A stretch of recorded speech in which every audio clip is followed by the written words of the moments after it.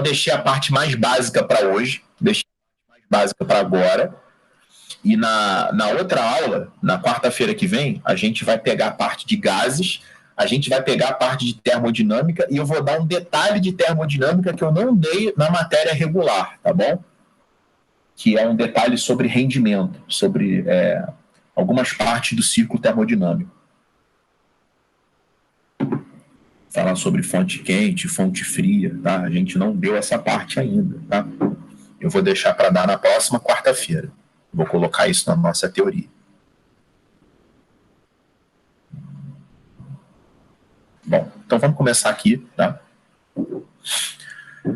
Revisão, calorimetria, parte 1. Comecinho vai ser tranquilo, tá, pessoal? Vou falar sobre escalas termométricas. Hoje, nessa parte, a teoria ela vai acabar antes, então a gente vai ter mais tempo para fazer exercício, né? Na aula de matemática a gente só conseguiu fazer 2 exercícios, eu acho. Eu separei 5 para a gente fazer na aula de hoje. É bem provável que a gente consiga fazer os 5, se sobrar um tempinho, a gente ainda belisca mais alguns. Só um minuto, gente, que a minha esposa foi fechar a porta do quarto, a maçaneta caiu. Deixa eu só... Peraí, senão eu vou ficar preso aqui. É bom que tá gravado.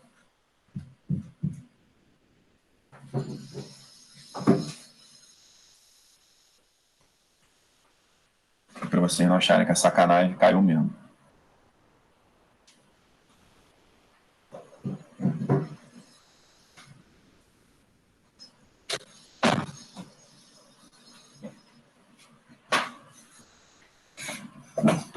Pronto. Então, vamos lá, pessoal. Vocês precisam saber a relação, tá? Vocês precisam saber a relação entre a escala Celsius, a escala Fahrenheit e a escala Kelvin. Vocês precisam saber relacionar essas 3 escalas, tá ok? Então, vamos embora. O lance é o seguinte, pessoal. 100 graus Celsius corresponde a 212 Fahrenheit, que corresponde a 373 Kelvin. E a fusão do gelo, né, que é 0 graus Celsius, corresponde a 32 Fahrenheit, que corresponde a 273 Kelvin. Então, uma maneira da gente fazer uma proporção entre as 3 escalas numa tacada só é fazer, a gente pega numa mesma horizontal e marca temperatura em graus Celsius, temperatura em Fahrenheit, e aqui ele colocou T, mas eu vou colocar assim, temperatura em Kelvin, tá? Que essas imagens aí eu pego da internet.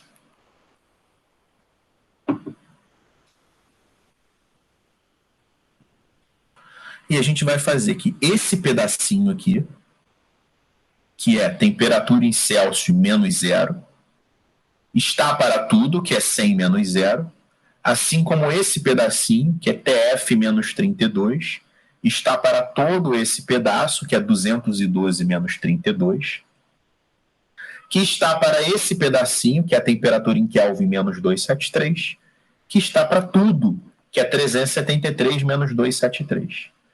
Trabalhando só essa primeira parte, e simplificando os denominadores aqui por 20, você obtém a fórmula que relaciona a escala Celsius e a escala Fahrenheit. Temperatura em Celsius está para 5, assim como temperatura em Fahrenheit menos 32 está para 9. Essa é a fórmula, é assim que passa de Celsius para Fahrenheit, certo? Em relação à variação, se o problema estiver trabalhando só com a variação em Celsius está para 5, assim como a variação em Fahrenheit está para 9. Se o exercício trabalhar só com variação, você só vai olhar para os denominadores. Agora, pessoal, eu posso relacionar Fahrenheit e Kelvin? Posso. É comum? Não.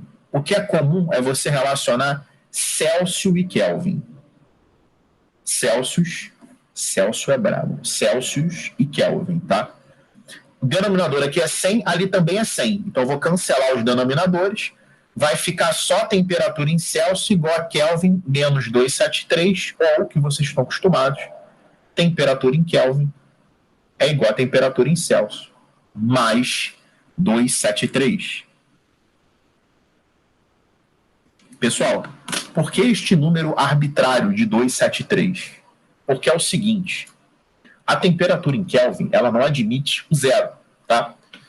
Para dar 0 Kelvin, a gente teria que ter menos 273 graus Celsius. Acontece que essa temperatura aqui não é possível de ser atingida, tá? Isso aqui é o limiar negativo. Você consegue chegar bem perto de menos 273. Você consegue chegar perto de menos 273 com uma aproximação absurda, mas menos 273 a gente não consegue chegar, tá bom? É a temperatura mínima para ter algum tipo de agitação molecular. Então essa é uma temperatura negativa que é o limite inferior, que é engraçado, né? Para cima, você pode atingir milhões de graus Celsius. Agora, para baixo, se você pegar núcleo de estrela, a própria temperatura estimada do núcleo da Terra é da ordem de milhões de graus Celsius. Agora, para baixo, já para no menos 273. Tá? Então, menos 273 graus Celsius é a menor temperatura possível de ser atingida. Tá? Não existe agitação molecular nessa temperatura. Então é bom que isso fique...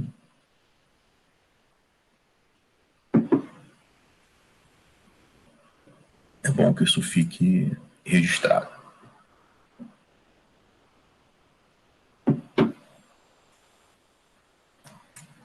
Bom, em relação à variação, né, a variação em Celsius é a mesma da variação em Kelvin. Que significa o seguinte, se variou 20 graus Celsius, variou 20 Kelvin. Importante, a gente não fala besteira na rua. Fala-se graus Celsius, graus Fahrenheit, mas não se fala grau Kelvin, é Kelvin, tá? Tanto que não tem um símbolozinho de grau aqui. É grau Celsius, grau Fahrenheit e Kelvin. A temperatura é 20 Kelvin, 30 Kelvin, 40 Kelvin. Grau Kelvin não existe. Isso é invenção. Depois que a gente dá escala termométrica, a gente vem para dilatação. Foi assim que eu dei a matéria para vocês, né? Comecei com escalas termométricas, depois eu fui para dilatação. E a gente viu que existem 3 tipos de dilatação: a linear, a superficial e a volumétrica. A linear, obviamente, para corpos que têm uma dimensão relevante, porque vamos parar um pouquinho aqui, pessoal. Se a gente pegar, vou pegar alguma coisa aqui. Vamos pegar o meu mousepad aqui, tá? Obviamente que isso aqui tem 3 dimensões, porque a gente vive num mundo tridimensional. Fio de cabelo de vocês é tridimensional.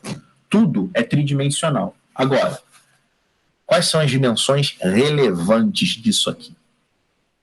Comprimento e largura. A terceira dimensão, que seria a espessura, ela é muito menor do que as outras duas. Então a gente pode aproximar isso aqui que vocês estão vendo para um plano, tá? Então, é comum você ter problema de dilatação tratando esse mousepad aqui, não vai ser dilatação em cima do mousepad, né? Mas tratando, por exemplo, uma chapa de aço retangular como se fosse um plano. Ele desconsidera a terceira dimensão porque ela é menor do que as outras duas. Se você pegar, por exemplo, uma barra de ferro que tem a espessura dessa minha caneta, só que com 4 quilômetros de comprimento. É óbvio que é relevante só o comprimento. Então eu posso tratar esse corpo como se ele tivesse só comprimento. Tá? Então, quando a gente considera a dilatação linear, a gente só está considerando uma dimensão do corpo. Superficial, 2. E volumétrica, as 3. Que é o exemplo desse copo aqui, tá? Esse copo, ele tem as 3 dimensões relevantes. Eu não posso abrir mão de nenhuma delas. Senão o problema vai ficar com uma precisão muito ruim, tá? Você tem a área, né? Você tem a altura. A fórmula é a mesma, pessoal. A estrutura da fórmula é... Vamos pegar para linear aqui, ó. A dilatação linear, que é representado com ΔL, que é o aumento do comprimento, é igual ao comprimento inicial vezes o coeficiente de dilatação linear vezes a variação da temperatura. Então, o ΔL é L0, alfa, delta, teta. Ou seja, a dilatação de um corpo, ela depende do tamanho inicial desse corpo do coeficiente, ou seja, o tipo de material que é feito o corpo, e da variação da temperatura. Tá? Obviamente, quanto maior o comprimento inicial, mais ele vai dilatar. Né? Por exemplo, uma barra de 4 km de ferro, ela pode dilatar 50 centímetros, mas essa caneta não pode, né? Pegar uma caneta desse tamanho e dilatar 50 centímetros. Então, quanto maior o comprimento inicial, tá? E, pessoal, o que eu falo para dilatação pode ser contração. Porque o que é a dilatação na prática? Essa aqui é a nossa barra de ferro. Ela é formada por átomos ou moléculas, dependendo do corpo, né? Ela é formada por moléculas. Vou considerar esse plástico aqui, tá? À medida que você vai aumentando a temperatura, começa a existir o quê? Um afastamento dessas estruturas moleculares. E esse afastamento, apesar de ser muito pequeno, né, ele acaba provocando um aumento no comprimento, que na maioria das vezes é imperceptível para a gente. Tá? Só que se a gente pegar um corpo muito grande e pegar um instrumento de precisão, a gente verifica esse afastamento. Por exemplo, uma maneira que a gente pode verificar esse afastamento. Na ponte Rio-Niterói, quando a gente está na ponte, se vocês repararem, o carro fica dando um... Parece que o chão tem uma fissura no chão, né? No bloco de concreto da ponte. Você vai passando pela ponte, o carro vai dando uma tremida, você fala, a ponte está rachada. Não é isso. É porque tem que ter aquela folga por causa da dilatação do concreto, tá bom? Se você fizer tudo muito junto, encaixar as peças bem juntinhas, num calor extremo ou no frio extremo, aquilo pode ou se afastar ou trincar. Então, todos os cálculos estruturais, eles levam em conta a dilatação dos corpos. Obviamente, se a gente estiver falando de um corpo, de uma superfície, em vez de comprimento inicial, é a área inicial, em vez de alfa é beta, que equivale a 2 alfa, vezes a variação da temperatura. E se a gente estiver falando de uma dilatação volumétrica, é levado em consideração o volume inicial, é levado em consideração o gama e também a variação da temperatura. Tá? Onde esse gama é 3 alfa, aqui é um gama, tá? Deixa eu consertar isso aqui. Saiu um...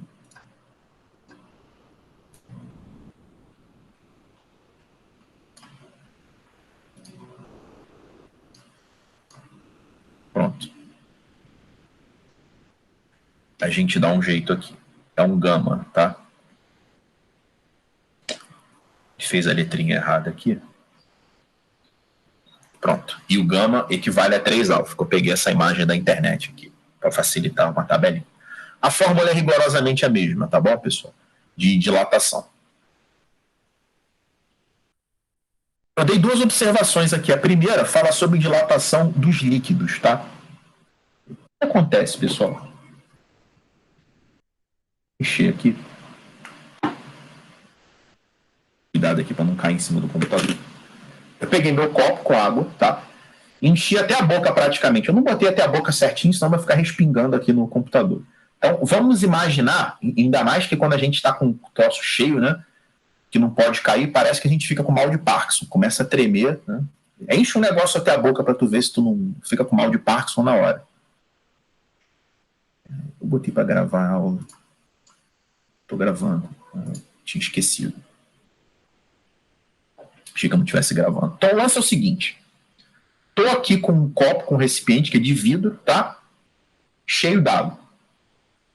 Quando eu aqueço, o que eu estou falando para aquecimento, pessoal, também pode ser um problema com resfriamento. Em vez de dilatação, vai ter contração, né? Da mesma forma que a molécula se afasta, ela se aproxima.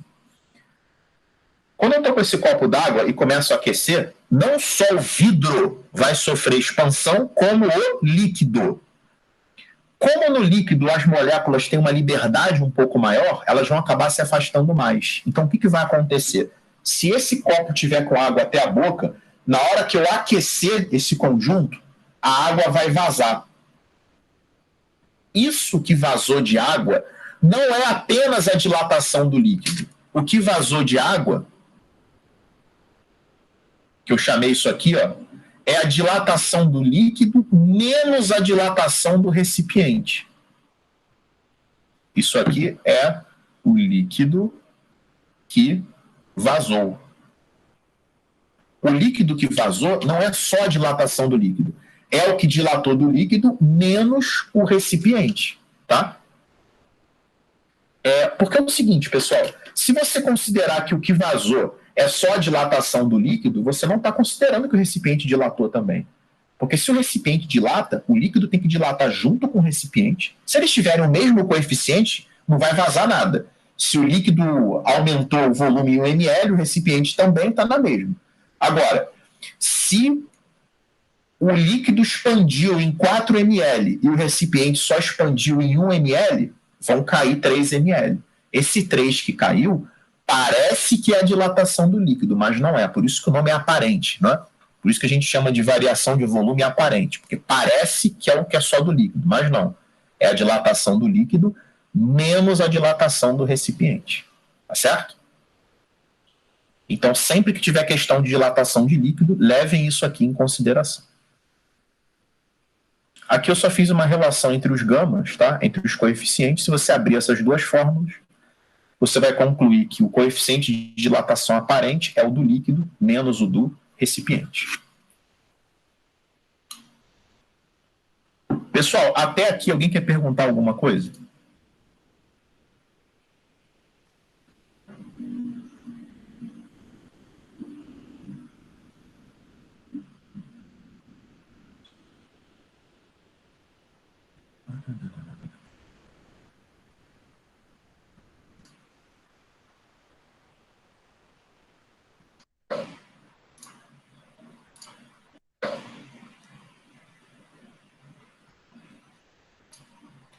Então vamos lá. Observação número 2, comportamento anômalo da água, tá? Comportamento anômalo da água. Pessoal, a água, ela se comporta de uma maneira um pouco atípica. Deixa eu só tirar esses outros. Até porque isso aqui não é aula de química. Isso aí, deixa para o Alcides, tá? Aqui só está a fonte de onde eu tirei a foto. Ó. A água é o seguinte, pessoal. O que a gente imagina num aquecimento? Que conforme a gente aquece, né, o volume aumenta. A gente vai aquecendo, o volume vai aumentando sempre. A gente vai resfriando, o volume vai diminuindo. Só que na água, conforme eu falei para vocês lá no começo do ano, até 4 graus Celsius, se você pega a água zero, tá? Momento que virou água. Eu só considero do zero para frente porque antes disso ela era gelo, né? No momento em que o gelo virou água, que foi nesse ponto, até 4 graus Celsius, quando você aumenta a temperatura, tá? Misteriosamente, tá? Misteriosamente, não é misteriosamente, né? Tem explicação, óbvio, tá? Mas o volume ele diminui. O volume diminui, o volume não aumenta entre 0 e 4 graus Celsius, tá? Entre 0 e 4 graus Celsius, o volume ele diminui. A explicação química disso é o rompimento das pontes de hidrogênio, tá? Aí eu não vou entrar na área do Alcides porque a física acaba aqui. Mas o fenômeno que explica essa diminuição do volume é o rompimento das pontes de hidrogênio, tá? Ou seja, o rompimento da... Porque o que acontece, pessoal? O gelo, ele ocupa um volume maior do que a água, tá? Se você pegar um copo d'água e colocar um gelo, o gelo boia na água, né? Isso só acontece praticamente com a água. No resto, não. O sólido fica no fundo, o líquido em cima, né? O sólido é mais denso. Só que a estrutura sólida do gelo ela é menos densa do que a água, tá? A estrutura sólida da água, que é o gelo, perdão, é menos densa que a água. Isso porque a organização molecular do gelo, tá? Por causa das pontes de hidrogênio, faz com que as moléculas tenham um grande afastamento e ocupem um grande volume, né? A partir do momento que você vai aquecendo, você vai rompendo essas ligações, tá? As moléculas de água vão se aproximando, então o volume dela vai diminuindo. Apesar do aquecimento provocar o afastamento molecular, entre 0 graus Celsius e 4 graus, a gente tem uma predominância, tá, da contração em relação à expansão. Por quê? Por um lado, à medida que o gelo vai virando água, tá?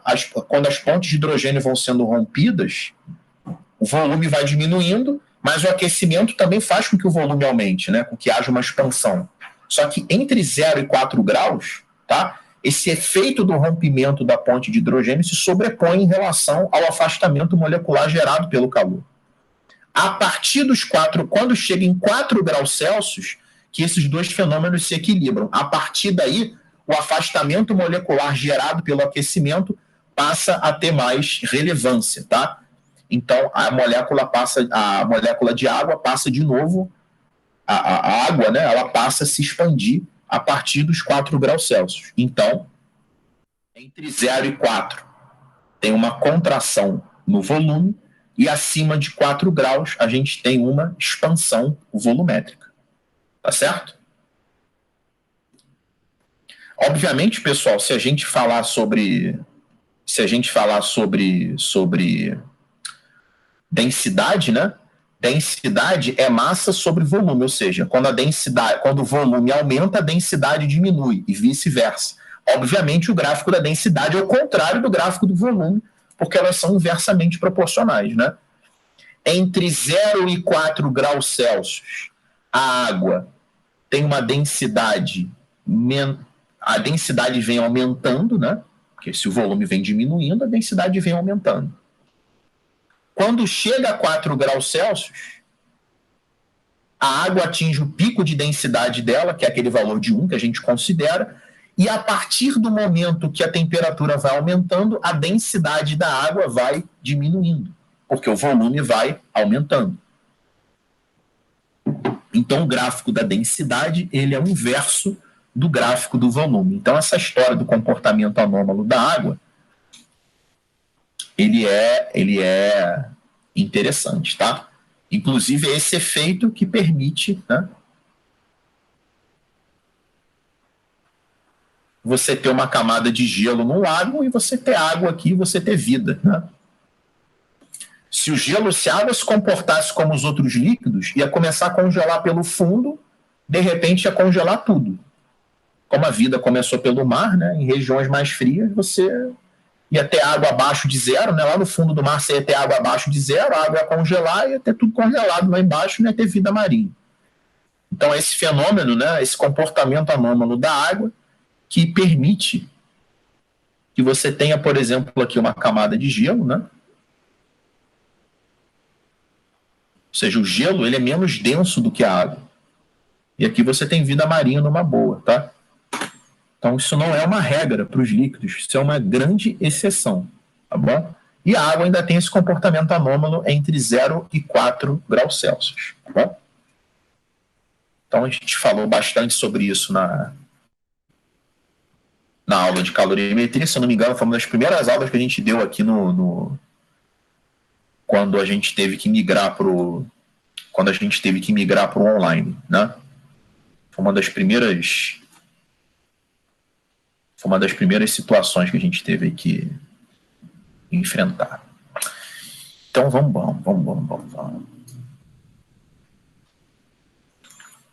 E aí a gente vem, pessoal, para a calorimetria. Antes da gente entrar nas fórmulas de calorimetria, é bom que se faça uma distinção entre o conceito de calor e o conceito de temperatura, tá? Olha a definição de temperatura, pessoal. Temperatura é uma grandeza física escalar que pode ser definida como a medida do grau de agitação das moléculas que compõem o corpo. Então, quanto mais agitadas estão as moléculas ou os átomos, tá, de um corpo, maior a temperatura. Essa que é a medida da temperatura. Agora, calor, olha a definição de calor. É a energia transmitida espontaneamente entre dois corpos que se encontram em diferentes temperaturas. Então, quando eu pego um corpo que está a uma temperatura mais baixa, coloco em contato com outro corpo com temperatura mais alta, o que acontece? Existe um fluxo de energia do corpo de temperatura mais alta para o corpo de temperatura mais baixa, tá? Essa energia em movimento é chamada de calor. Então ele fala, ó, por se tratar de uma forma de energia, o calor é expresso em joules, entretanto, por razões históricas, é comum que utilizemos a caloria como unidade de medida alternativa para a medida de calor, tá? Então, o calor é uma energia é medida em joule, tá bom? Só que a gente usa uma unidade histórica que é a caloria, tá bom? Então, calor é isso, pessoal. É energia térmica em trânsito, em movimento. Quando eu coloco dois corpos de temperaturas diferentes em contato, existe um fluxo de energia do corpo de maior temperatura para o corpo de menor temperatura, tá bom? Quer pegar um exemplo disso? Só você abrir a geladeira, enfia uma pedra de gelo na tua mão e fica observando o que acontece. Sua mão está a uma temperatura muito maior do que a pedra de gelo. Então você vai ceder energia para o gelo. Você vai perder energia. Por isso que a sua mão esfria. Essa sensação de esfriamento da nossa mão é a nossa mão perdendo energia para o gelo, tá bom? Então, a energia está indo da nossa mão para o gelo. Agora, você quer ver um fenômeno contrário? Pega um corpo que está bem quente, tá? Coloca, sei lá, uma xícara no micro-ondas, 30 segundos, depois segura na xícara. Você vai ver que a temperatura da xícara vai estar maior que a temperatura da sua mão. Então vai ter um fluxo de energia da xícara para a sua mão. Então a gente tem aquela sensação de que está queimando, né? Ou seja, a gente está recebendo energia da xícara. Nossa mão está esquentando de fato. Ela está recebendo energia. Pessoal, por que tem aquele... Por que se fala muito, né? Isso é uma... Isso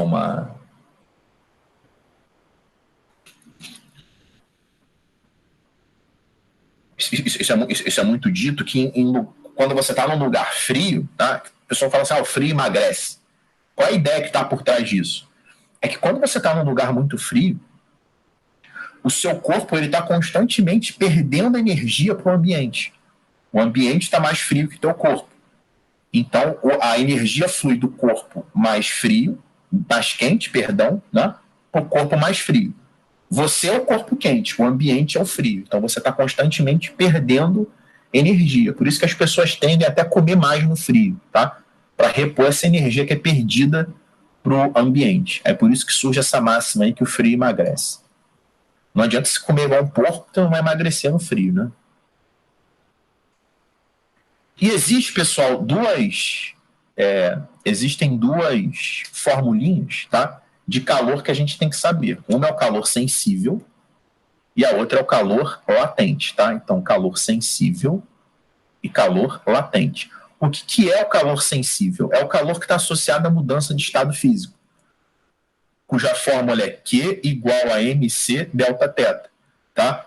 Ou seja, a quantidade de calor é proporcional à massa, é proporcional ao calor específico e à variação de temperatura. E tem um calor latente, que está associado à mudança de estado físico. A gente diz que o calor latente é igual a massa vezes o L, tá? Que é o calor latente de mudança de estado. Tá? É uma constante que depende da substância e depende do estado físico. O que a gente tem que saber sobre variação de estado físico? Passagem do sólido para o líquido e para o gasoso, pelo menos esses nomes, né? Do sólido para o líquido, fusão. Daí vem a palavra fundir, derreter, não é? Passar do sólido para o líquido. Do líquido para o gasoso, ebulição ou vaporização. Do gasoso para o líquido, condensação. Do líquido para o sólido, solidificação. E tem uma passagem que é direto do sólido para o gasoso, ou do gasoso para o sólido, que é a sublimação. Que acontece, por exemplo, com naftalina, com gelo seco, com iodo, tá? Eles sublimam, vão direto do sólido para o gasoso ou do gasoso para o sólido, tá? Importante, pessoal, essas fórmulas, elas só podem ser usadas uma de cada vez, tá? Por exemplo, deixa eu criar um slide novo aqui. Vou apagar isso aqui, cara. Nada disso. Nada disso, nada disso. Não quero isso.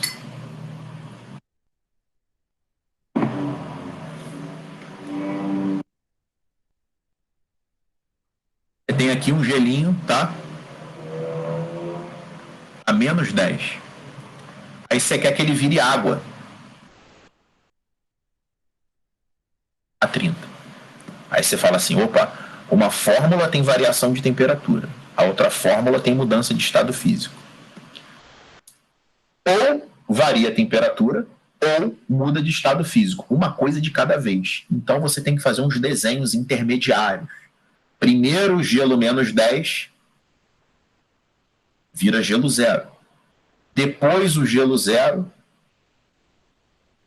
vira água zero. Depois que a água zero vira água 30. Então aqui a gente tem um calor Q1, que é sensível, tá? MC delta θ. Aqui a gente tem um calor Q2, que é latente, não tem variação de temperatura, então é ml. E aqui novamente um calor sensível, agora com água, tá? Então não dá para usar uma fórmula só numa tacada só, porque não pode mudar a temperatura e estado físico ao mesmo tempo. Uma fórmula para cada coisa. E o nosso último slide aqui, tem um slide em branco aqui, não sei porquê, fala sobre troca de calor e mais algumas observaçõezinhas. Sempre que a gente tiver, pessoal, sempre que a gente tiver troca de calor, a soma, o somatório de todos os calores tem que ser igual a zero. Vou dar um exemplo aqui, para descobrir para que era esse outro slide em branco. Olha lá, você tem aqui um corpo, um pouco de água, que está a 40 graus Celsius, você tem 200 gramas de água, o calor específico é 1. Aí aqui você coloca uma pedrinha vermelha que está a 200 graus Celsius. Só que essa pedrinha tem 10 gramas só, tá? E o calor específico dela é 0,2 caloria por grama grau Celsius. Se você colocar essa pedrinha dentro do líquido e isolar a reação do meio externo, para fazer com que o ambiente não tenha influência, qual vai ser a temperatura final dos dois? É só você somar os calores e igualar a zero. Então, ó, esse aqui seria o corpo 1 e aqui o corpo 2. O calor do corpo 1 seria a massa. Aqui só vai ter variação de temperatura, então é MC delta θ. Você vai ter a massa, calor específico, e a variação de temperatura, que é a temperatura final, que eu não faço a menor ideia qual vai ser, menos a inicial, que é 40. Agora o calor do corpo 2, que é a massa, vezes o calor específico, que é 0,2, temperatura final, que vai ser igual para os dois, menos a inicial. A gente faz a conta, vai ficar 200 TF, menos 8.000, mais 2 TF, menos 400, é igual a zero. TF vai ser 8.400 dividido por 202. Tá? Deixa eu fazer rapidinho aqui, que eu coloquei esses números na minha cabeça. 8.400 dividido por 202, 41,58. Aí você vai falar, pô, Leandro, mas aumentou só um pouquinho, cara. Pô, essa aqui estava a 200 graus, a água está a 40. Por que no final só ficou 41,58? Porque isso depende de duas coisas, pessoal. Depende da massa do corpo. Reparem que a massa desse corpo é 20 vezes menor e depende do calor específico, que é 5 vezes menor, né? Então, esse corpo de 10 gramas, mesmo ele estando a 200 graus Celsius, ele não faz nem coceira na água, tá? A água aumenta muito pouquinho, tá? Fica uma situação praticamente imperceptível. Tem, pessoal, capacidade térmica. O que é capacidade térmica? Ela nada mais é do que o produto da massa pelo calor específico. tá? Porque tem algumas situações que, em vez dele te dar a massa e o calor específico, ele já te dá o produto dos dois, que é o que a gente chama de capacidade térmica. Como o calor é mc delta θ, e isso aqui pode ser chamado de capacidade térmica, a gente também pode escrever a capacidade térmica como a razão entre o calor e a variação de temperatura, tá? São definições idênticas. Significam rigorosamente a mesma coisa. Isso aqui é uma relação entre caloria e joule, tá? Que normalmente o exercício dá, que uma caloria equivale a aproximadamente 4,18 joules. Tem exercício que aproxima para 4, tem exercício que aproxima para 4,2 e tem alguns que deixam 4,18 mesmo. Esse valor não é exato, não. Acho que é 4,183 e vai embora. E tem o conceito de potência, né, pessoal? O conceito físico de potência, que a gente vai ver nas nossas revisões, é trabalho sobre tempo, tá? Trabalho é igual a energia. E calor é energia, só que é energia do tipo térmica, né? Então, o conceito de potência é calor sobre tempo. A unidade disso pode ser caloria por segundo ou pode ser joule por segundo, que a gente chama de watt, tá? Lembrando que 1 watt é igual a 1 joule por segundo. Pessoal, essa é a nossa primeira parte de calorimetria, que a gente viu aqui. Escalas termométricas, dilatação e a parte inicial de calorimetria. O que tem ainda? Né? Tem a parte de gases, né? Onde a gente vai falar do PIB de Pavotó, Clapeyron, transformações gasosas, a parte de termodinâmica, que é uma parte chata, uma parte grande, né? Energia interna, trabalho, fala sobre calor de novo, e vou dar um complementozinho da parte de termodinâmica, mas isso na próxima aula. Não deu para juntar tudo, senão eu não ia conseguir chegar nem a 12:30 dando essa teoria. Então, o que a gente vai fazer agora, pessoal? Agora, a gente vai... Ainda vou falar sobre propagação de calor também na próxima aula. Agora, a gente vai fazer alguns exercícios, tá? Eu vou colocar na tela aqui. Depois eu vou transformar isso aqui em PDF. E vou dar para vocês copiarem, para vocês terem isso organizado no caderno de vocês.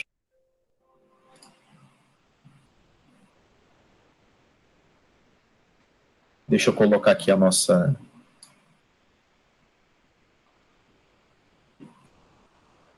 Colocar aqui a nossa lista.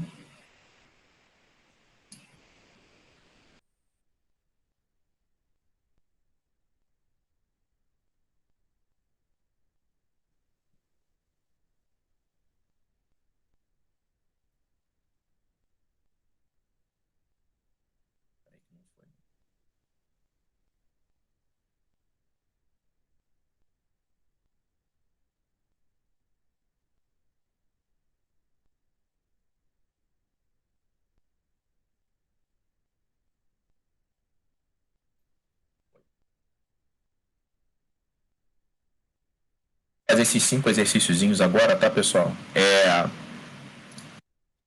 Vou dar, então, 4 minutinhos para a gente fazer esse número 6 e aí eu corrijo. O de 1 ao 5 era matemática e do 6 ao 10 física, tá? Tudo da aula de hoje. Por isso que a gente está começando no 6. Já volto, pessoal.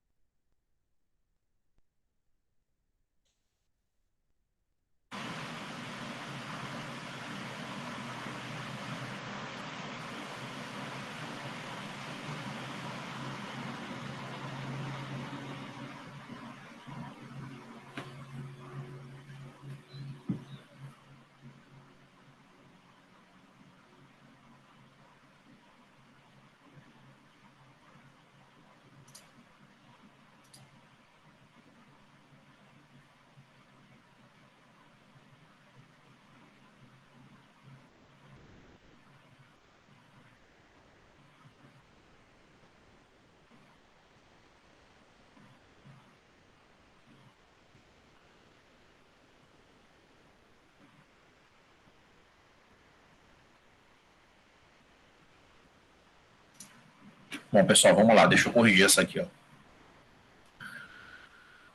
Com o objetivo de recalibrar um velho termômetro com a escala totalmente apagada, um estudante coloca em equilíbrio térmico primeiro. Perdão, deixa eu ler de novo aqui. Ó. Com o objetivo de recalibrar um velho termômetro com a escala totalmente apagada, um estudante o coloca em equilíbrio térmico primeiro com gelo fundente e depois com água em ebulição sob pressão atmosférica normal. Em cada caso, ele anota a altura atingida pela coluna de mercúrio, 10 centímetros e 30 centímetros, respectivamente, medida sempre a partir do centro do bulbo. A seguir, ele espera que o termômetro entre em equilíbrio térmico com o laboratório e verifica que nessa situação a altura da coluna de mercúrio é de 18 centímetros. Qual a temperatura do laboratório na escala Celsius desse termômetro?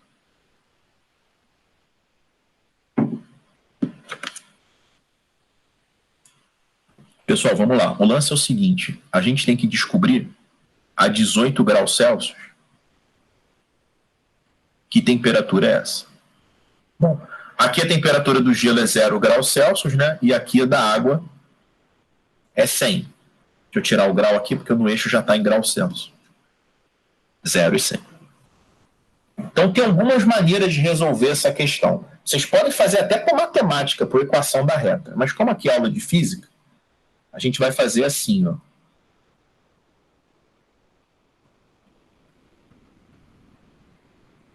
Vou dar algumas soluções possíveis, tá? Aqui é o L. Quando o L vale 30, a temperatura em graus Celsius vale 100. Quando o L vale 10, aqui vale 0. E eu quero relacionar o comprimento L com a temperatura em graus Celsius. E a gente faz a mesma proporção que a gente fez para deduzir as fórmulas, né? Vou fazer L menos 10 está para 30 menos 10, assim como TC menos 0 está para 100 menos 0. Eu vou ficar com L menos 10 sobre 20 igual a TC sobre 100. Cancela aqui, dá 5. Tá? Eu vou ficar com L menos 10 é igual a TC sobre 5. Essa é a relação entre as duas escalas. Tá? Agora, pessoal, ele está querendo assim, quando o L vale 18, quanto é que vale a temperatura em graus Celsius? É só enfiar o 18 lá no lugar do L.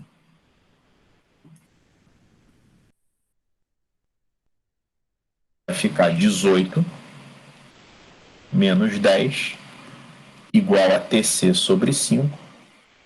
TC igual a 40. Então, a gente vai achar 40 graus Celsius, que é a letra C. Dá para fazer por semelhança de triângulo nesse caso? Também dá. Você tem, ó, essa base grande aqui que vale 20. Essa pequena, esse cateto, né? Que vale 8. Aqui vale 100.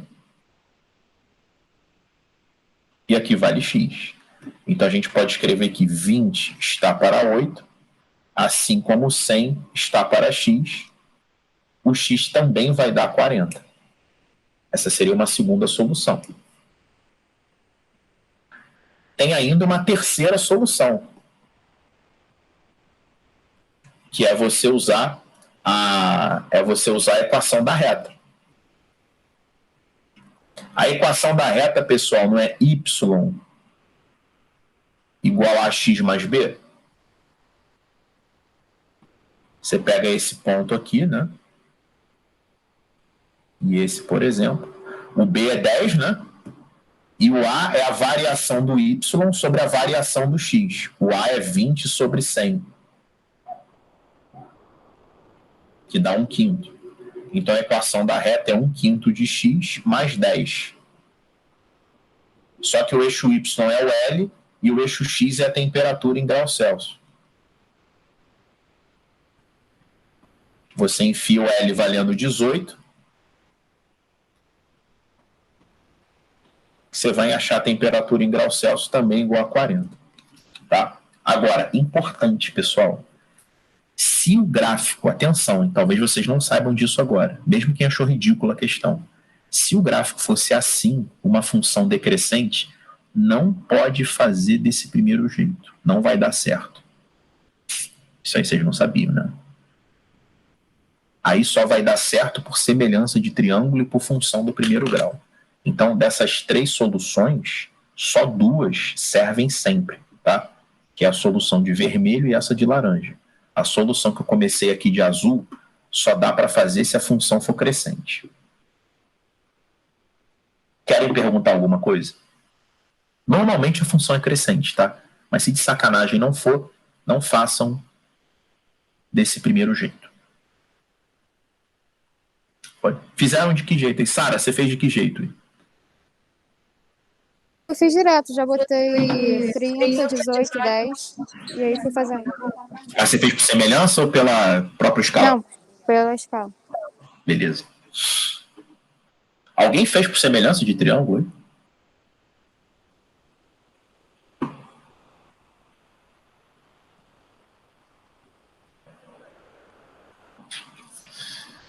Vamos ver aqui, vamos para cá, tá?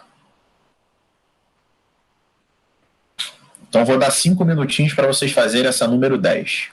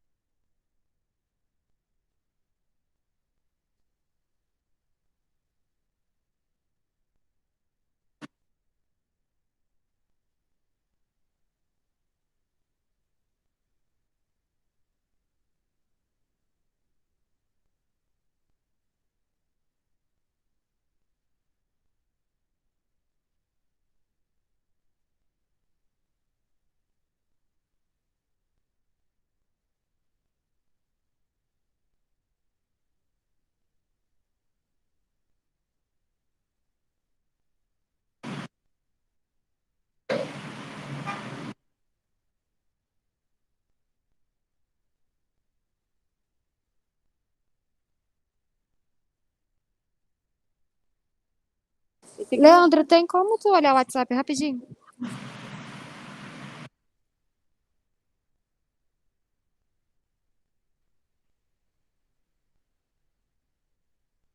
Ah, tá, peraí.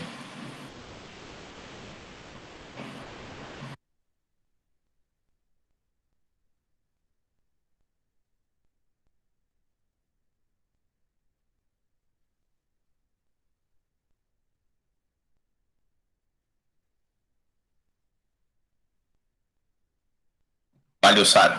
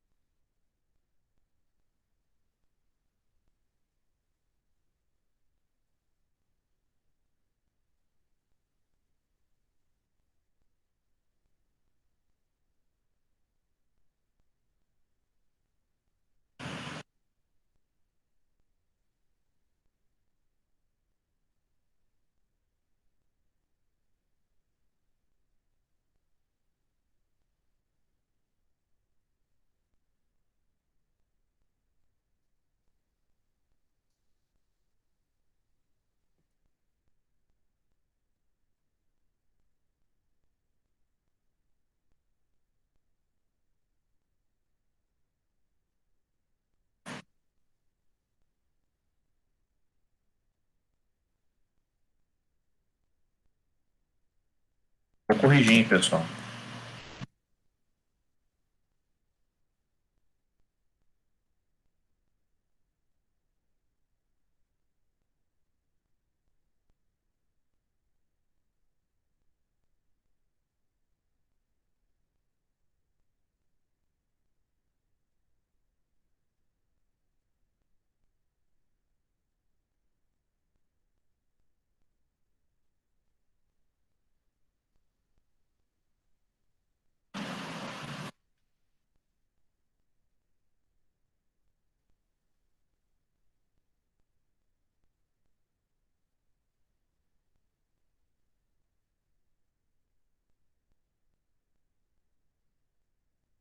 Pessoal, vamos lá, então.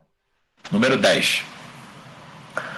No início do mês de julho de 2019, foram registradas temperaturas muito baixas em várias cidades do país. Em Esmeralda, no Rio Grande do Sul, a temperatura atingiu menos 2 graus Celsius e pingentes de água congelada formaram-se em alguns lugares da cidade. O calor específico do gelo é de 2,1 kJ por quilograma grau Celsius, e o calor latente de fusão da água é igual a 330 kJ por quilograma. Sabendo que o calor específico da água é o dobro do calor específico do gelo, calcule a quantidade de calor por unidade de massa necessária para que gelo a menos 2 graus Celsius transforme em água a 10. Pessoal, em primeiro lugar,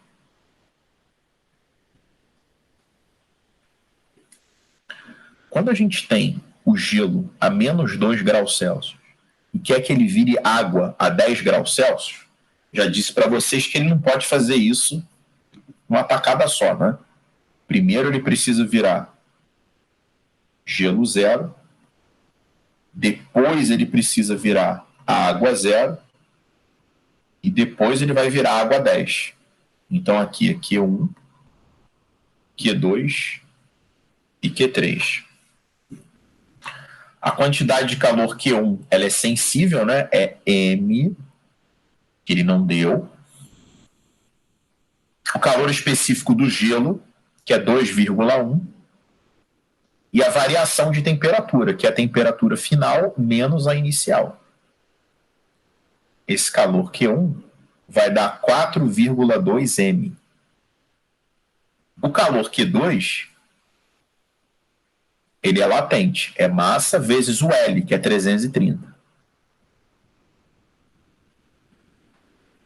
Então,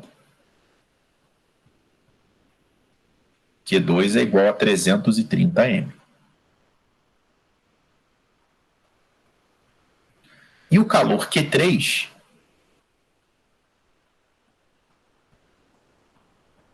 ele é M, tá? É o calor específico da água, que é o dobro, que é 4,2, vezes a variação de temperatura, que é a temperatura final menos a inicial. Isso aqui vai dar 42 M, tá? Se a gente somar tudo isso aqui, o calor total, a gente vai ter 376,2 M. Só que ele está querendo, pessoal, a quantidade de calor por unidade de massa. Então ele quer o calor sobre a massa, que dá 362,2, e aí a unidade é joule, quilojoule, perdão, por quilograma, tá? Porque esses calores específicos eles estão em quilojoule por quilograma grau Celsius. Então o gabarito aqui seria a letra 360 e... Não, botei errado aqui.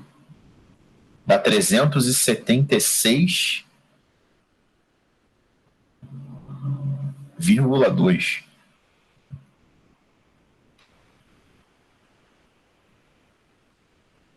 Que é a letra C. Alguém quer perguntar alguma coisa sobre essa número 10? Esses exercícios são só para vocês darem uma praticada. Os que eu passei para casa são melhores.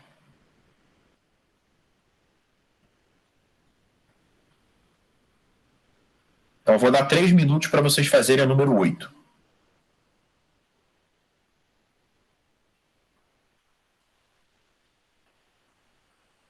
Questão teórica, número 8.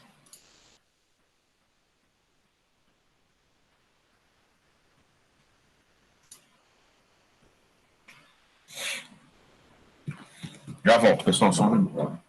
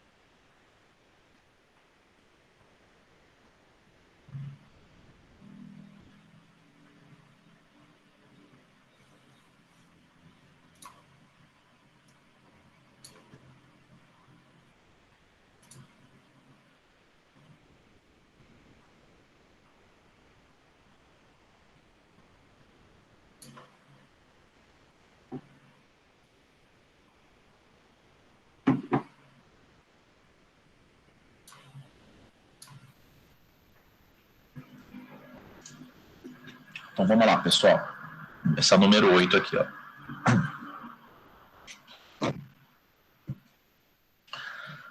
Um copo de vidro de 50 gramas de massa possui 100 gramas de água que o preenche até a boca. O sistema encontra-se inicialmente em equilíbrio térmico a uma temperatura de 4 graus Celsius. O gráfico mostra como se comporta o volume do vidro e da água em função da temperatura.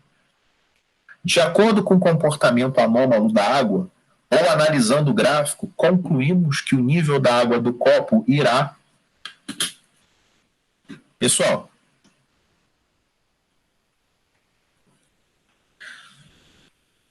então vamos lá. Um copo de vidro de 50 gramas de massa possui 100 gramas de água que o preenche até a boca. Então você tem aqui essa situação. Você tem água até a boca. O sistema encontra-se em equilíbrio a uma temperatura de 4 graus Celsius. Vamos analisar as opções. Então ele está bem aqui, ó. Letra A, vai diminuir se a temperatura do sistema diminuir. Pessoal, o lance é o seguinte, se a temperatura diminuir, tá, a água, ela sofre expansão e o vidro contração. Aí vai vazar muita água, né? Por isso, pessoal, quando a gente coloca uma água no congelador, normalmente ela vaza, né? Por isso que a cerveja explode no congelador se passar muito do ponto. Porque quando a água vai diminuindo a temperatura, tá? Abaixo de 4 graus Celsius, ela já começa a se dilatar e o recipiente se contrai. Olha a leitura disso aqui. Ó. O recipiente está se contraindo e a água está aumentando de volume. Tá? Quando ela congelar, ela vai aumentar mais ainda de volume. Então, vai vazar muita água se diminuir a temperatura. Então, a letra A é falsa. Letra B. O nível da água vai diminuir. Vou parar de ler aqui, né? Se a letra A está errada, a letra B também está. C. Transbordar independente da temperatura do sistema. Vamos lá. Se for abaixo de 4 graus, vai transbordar. E se for acima, também, né? Porque a água vai dilatar mais do que o vidro. Então, verdadeiro. Letra D, transbordar somente se a temperatura aumentar. Não, tem transbordamento também com a contração, tá? Talvez um transbordamento maior ainda. Porque abaixo de 4 graus, quando você esfria, o vidro contrai e a água dilata. Acima de 4 graus, os dois dilatam, apesar da água dilatar mais, tá? Mas você vai ter um transbordamento um pouco menor. Mas você tem transbordamento nas duas situações. Então, o gabarito é a letra C. Alguém discorda da letra C ou acha que é alguma outra opção? Vocês podem discordar, vocês têm esse direito, tá bom?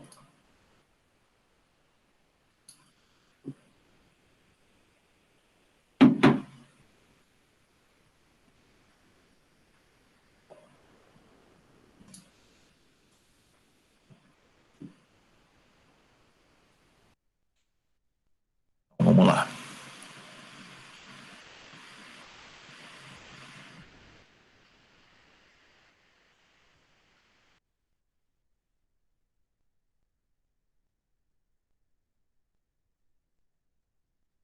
Olha aqui.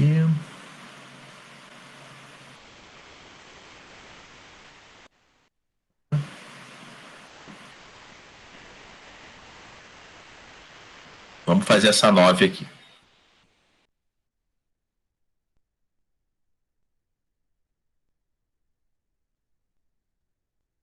5 minutinhos para vocês fazerem essa 9.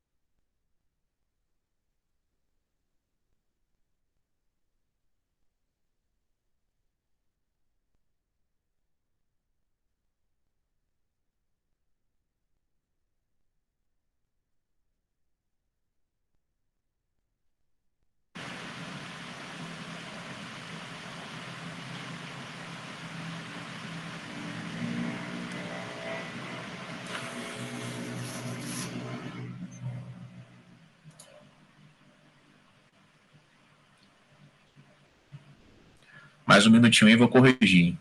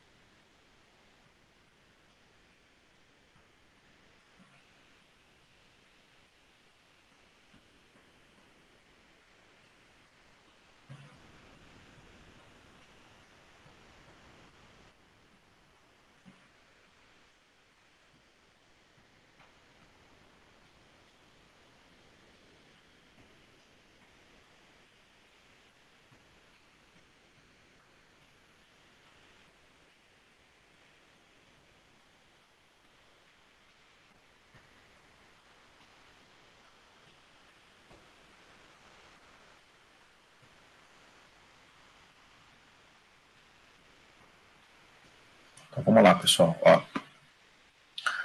Considere que o fogão forneça um fluxo constante de calor e que esse calor seja inteiramente transferido da chama ao que se deseja aquecer.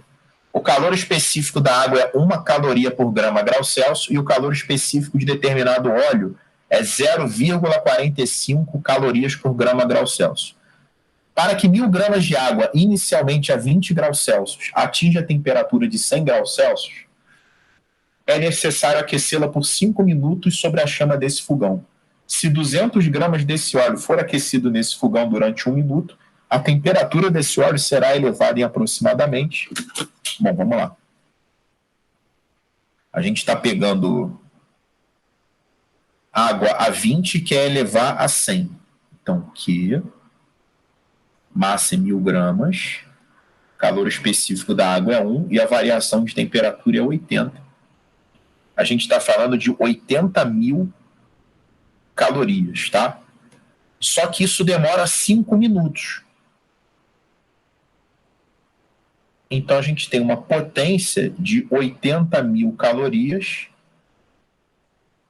por 5 minutos. Ou seja, a gente tem 16.000 calorias por minuto. Essa é a potência dessa chama. Ela fornece 16.000 calorias, só que ela leva 1 minuto para fazer isso. Agora, se a gente colocar nessa mesma chama 200 gramas de óleo, tá? Ele quer saber a variação de temperatura, isso em 1 único minuto, tá? Em 1 minuto, essa chama só vai conseguir fornecer 16.000 calorias. Então, eu vou reaplicar de novo, Q igual a MC delta θ, só que o Q é 16.000. A massa são 200 gramas, o calor específico do óleo é 0,45. A gente cortar aqui, vai dar 80. Então, a variação de temperatura é 80 dividido por 0,45. Vai dar 8.000 por 45. Simplificando por 5 vai dar 1.600 sobre 9. Então, a gente vai dividir aqui 1.600 por 9. Tá? Vai dar 1. Vai dar 7. Vai dar 63. Resto 7.